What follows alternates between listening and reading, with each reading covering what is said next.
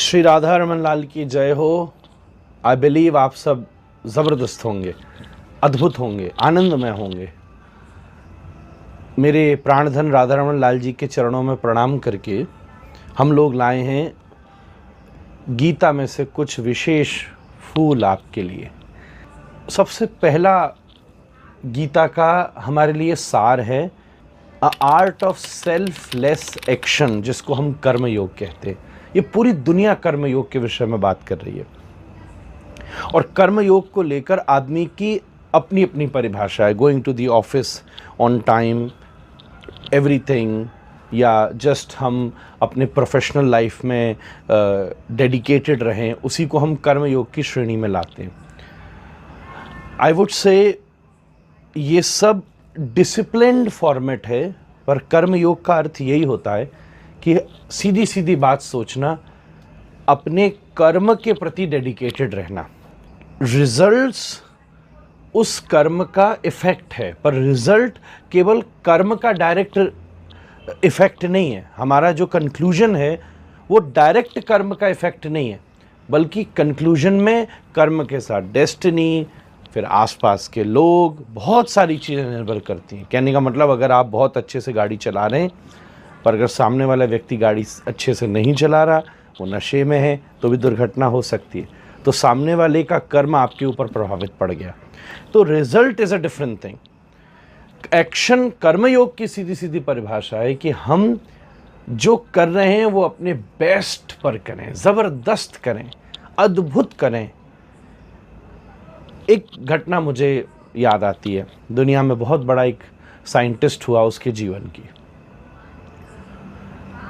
उसने अपने एग्जामिनेशन में तैयारी करी, 10th का बोर्ड था और ख़ास फिज़िक्स का जब प्रिपरेशंस थी, तो उसने अपनी इंट्यूशन से अजम्पशन किया और कुछ पर्टिकुलर टॉपिक्स पर उसने खूब डीप स्टडी करी।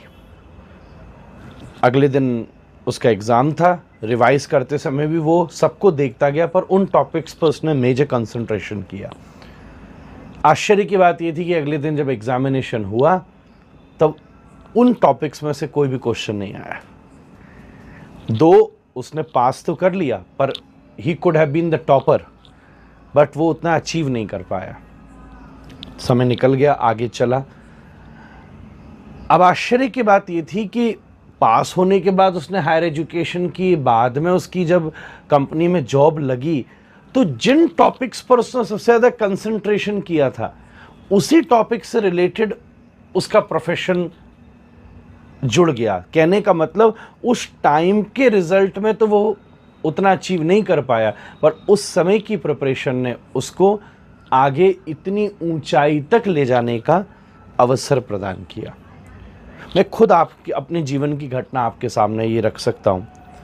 मैंने अच्छी एकेडमिक एजुकेशन ली है, स्कूल में मैं पढ़ा हूँ और अब मैं अपनी आचार्य परंपरा को आगे ले जा रहा हूँ। मेरी वो एजुकेशन का जो एफ़र्ट था, रोज़ स्कूल जाना, रोज़ पढ़ना, रोज़ एग्ज़ामिनेशन पास करना, उसने डायरेक्ट मेरे इस समय की सेवा में कोई प्रभाव नहीं डाला, पर मैं जानता हूँ उसने क्या प्रभाव डाला। उस समय के मेरे कंसंट्रेशन ने मुझे इस समय कम से कम ये समझ दी कि आज की व्यवस्था में पढ़ने वाला बच्चा किस स्तर पर सोचता है। तभी कई बार मैं उसके अनुसार जाकर शास्त्र के रहस्यों को रखने का प्रयास कर सकता हूँ।